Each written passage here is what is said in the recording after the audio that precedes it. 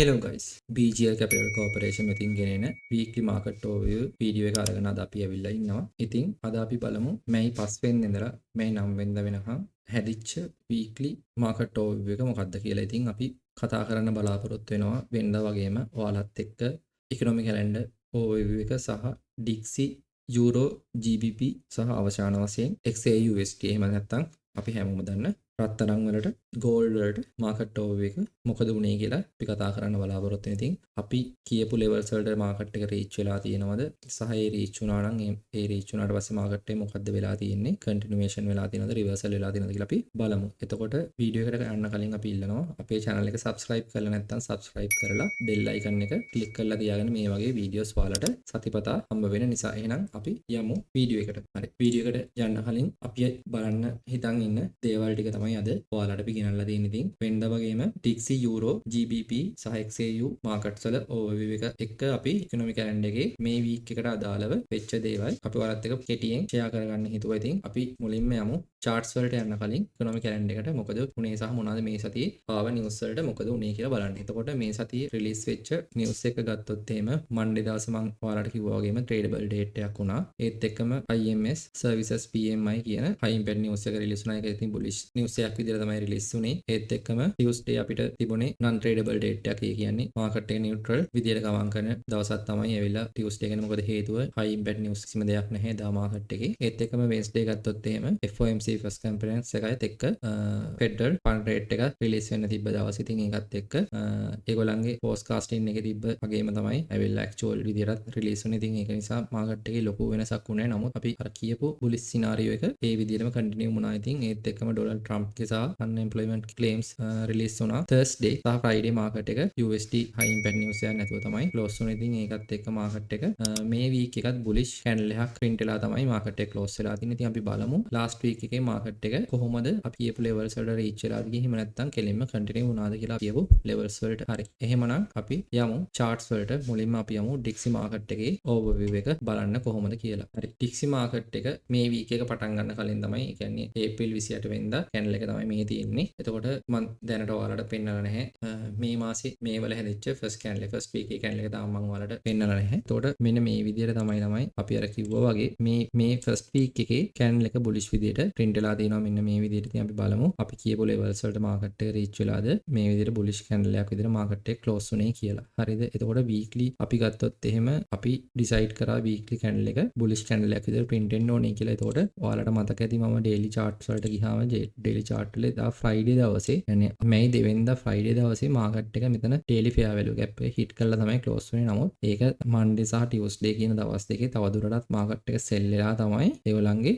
bullish scenario එක පටන් ගත්තේ. ඉතින් Wednesday සහ Thursday කියන candles වලින් මාකට් එකේ bullish ගතිය පෙන්වන්න කරා අපිට. එතකොට සිකුරාදා candle එක Thursday candle එකේ high එක break කරලා පොඩි bearish candle එකක් විතර තමයි දැනට close වෙලා තියෙන්නේ. හරි, එතකොට අපි 4 hour වලට ගත්තොත් එහෙම 4 hour වල මෙන්න මෙහෙම දෙයක් අපි අර daily fair value gap එකක් මාක් කරගෙන තිබ්බා. ඔයාලට මතක ඇති. සහ අපේ first target එක මම ඔයාලට එදා කියන්න ඇති මතක ඇති.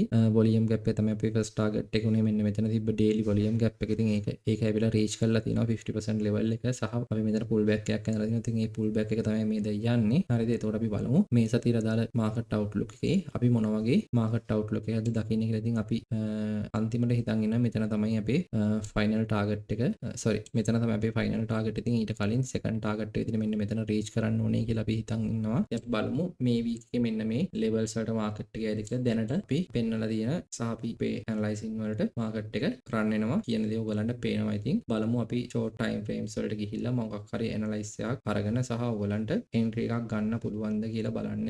ඔයාලා බලන confirmations එක මේ week එකේ ඉතින් පහුගිය week එකේ මම ඔයාලට ඉතින් කිව්වා ඔයගලන්ට ඒවත් එක්ක ඔයාලා හොඳ entries ගන්න නැති කියලා හිතනවා. ඉතින් අපි යමු දෙවෙනියට කතා කරන්න euro market එකට. ඉතින් අර කලින් කිව්වා වගේම euro market එකේ අපිට print උනේ ඇවිල්ලා bearish candle එකක්. ඉතින් අපි ඒක expect කරන් හිටියා bearish candle එකක් print වෙයි කියලා. ඉතින් ඒ වගේම expect කරපු විදිහට bearish candle එකක් print වෙලා තියෙනවා. සහ ලොකු දුරක් තව යන්න තියෙනවා එයාට market එකේ liquidity takeouts කරන්න. ඉතින් daily candles ගත්තොත් එහෙම අර වගේම තමයි එයා ඇවිල්ලා Tuesday වලින් තමයි market එක හැරෙන්නේ. Tuesday weekly high එක විදිහට තියාගෙන සහ Friday weekly low එක විදිහට හදනවා. ඉතින් මේ විදිහට ඉතින් ඔයගොල්ලෝ බලන්න ඔයගොල්ලෝ කොහොමද short time frames වලින් මේ short එකට market එකේ enter උනේ කියලා මෙන්න මේ week වීක් එකේ. ඕකත් එක්ක ඉතින් අපි ඔයාලට කිව්වා මාකට් එක bearish වෙයි කියලා. ඉතින් අපි ටාගට්ස් වලට මාකට් එක රීච් වෙයි කියලා. ඉතින් weekly expansion වගේ අල්ලනවා නම් කවුරු හරි ඉතින් ඒගොල්ලන්ට හොඳ POSOK setup එකක් දීලා තියෙනවා. ඉතින් අපි ඉස්සරහට කතා කරනවා මේ setups හැමදේම ගැන. ඉතින් ඒත් එක්කම ඔයාලට බලන්න පුළුවන් අපි දැනට හිතන් ඉන්න විදියට සහ expect කරන විදියට මාකට් එක රන් වෙනවා. ඉතින් මාකට් එකේ long term journey එක තමයි ඇවිල්ලා මෙන්න මේ කියන level එක reach වෙන්න ඕනේ කියන තැන අපි ඉන්නවා. ඉතින් අපි බලමු මේ week එක ඇතුළත මාකට් එක මොන වගේ දෙයක් කරයිද කියලා. අපි මේ week එකේ market outlook එකෙන් බලමු. ඒකත් ඔයාලට ඉරිදා සමුදා දවස් දෙක ඇතුළත අපි ගේන බලාපොරොත්තු වෙනවා. ඉතින් අපි බලමු GBP USD මොන වගේ දෙයක්ද කරේ කියලා. ඉතින් GBP USD අපි හිතන් හිටපු දැනට මාකට් එක රීච් වෙලා තියෙනවා. සහ එතනින් පස්සේ මාකට් එක අපි මේක තමයි first target එක විදිහට ගත්තේ. ඉතින් ඒකත් ඇවිල්ලා රීච් වෙලා තියෙනවා දැනට මේ week එක.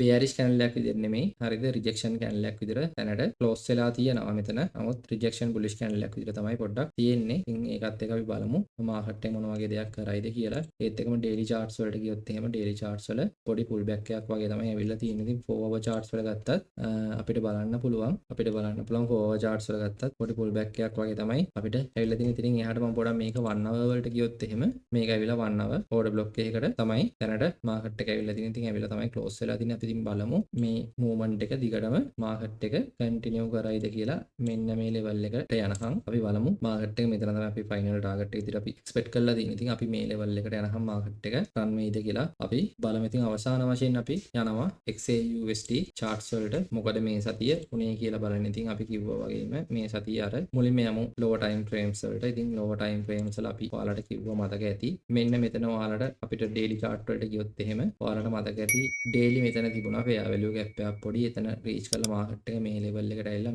මෙහෙම දෙයක් කරා කියලා. නමුත් එහෙම කරේ නෑ market එක ඇත්තටම. එයා කෙලින්ම continuation එක අරගෙන buy side liquidity take out කරලා තමයි මේ levels වල තිබ්බ buy side liquidity take out කරලා තමයි ඇවිල්ලා reach වෙන්න ඕන level එකට reach වෙලා තමයි market එක දැන් reverse වෙලා තියෙන්නේ. ඉතින් අපි බලමු මේ week එකේ මේ levels වලට market එක sell වේද කියලා. ඉතින් ඕගොල්ලෝ මේවත් එක්ක හොඳ entries ගන්න නැති කියලා හිතනවා. ඉතින් nice setups තියෙනවා. මට ඉතින් බැලුවට පේනවා හොඳ setups දීලා තියෙනවා කියලා market එකේ tradable setups. ඉතින් ඒක ඔයාලට හොඳ pip count එකක මේ week එක close කරන්න පුළුවන්. සාමාන්‍යයෙන් pip 1400ක් වගේ normally මේ week එකේ sell වෙලා තියෙනවා market. ඉතින් ඔය 1400 pip 200ක් වගේ අල්ලගත්තා නම් හොඳටම ඇති. මේ week එකට මම කියන්නේ මම දකින විදියට. ඉතින් ඔයගොල්ලෝ බලන්න. يعني මේ sell movement එක ඉතින් ඒ sell movement එකට කලින් මෙතනින් market එක buy වුණා. ඉතින් මේ buy එක ඔයගොල්ලෝ බලන්න. ඔයගොල්ලන් low time frames වලින් එල්ලෙන්න පුළුවන්කම තියෙන market එක buy වෙලා තිනවා pip 1781ක් වගේ. සහ market එක sell වෙලා තියෙනවා. මෙතන ඉඳලා ගත්තොත් එහෙම pip 1600ක් වගේ overall ගත්තොත් එහෙම pip 3000ක් market එක එහෙට මෙහෙට move වෙලා තියෙනවා. ඉතින් gold market එක එතකොට ඕගොල්ලෝ හොඳ trades ගන්න ඇති කියලා හිතනවා. ඉතින් හැමදෙස්සෙම ඕගොල්ලන්ගේ risk එක manage කරගෙන trade කරන්න සහ ඉල්ලනවා හැමදෙස්සෙම ඕගොල්ලන් capital එක ලොකුට risk කරන්න එපා trades වලට. මොකද හැමදෙස්සෙම capital එක තමයි protect කරගන්න ඕනේ අපේ profit එකට වඩා. මොකද හේතුව අපිට capital එක තියෙන්න ඕනේ trade කරන්න. ඉතින් අපි ඇවිල්ලා financial advisors ලා නෙමෙයි. අපි ඇවිල්ලා ඔයාලත් එක්ක අපි market එක දකින විදිය share කරගන්න කැමති කට්ටිය. ඉතින් මේ වගේ තවත් වීඩියෝ එකකින් හමු වෙනකම් අපි සමු ගන්න. අපි BGL Capital Corporation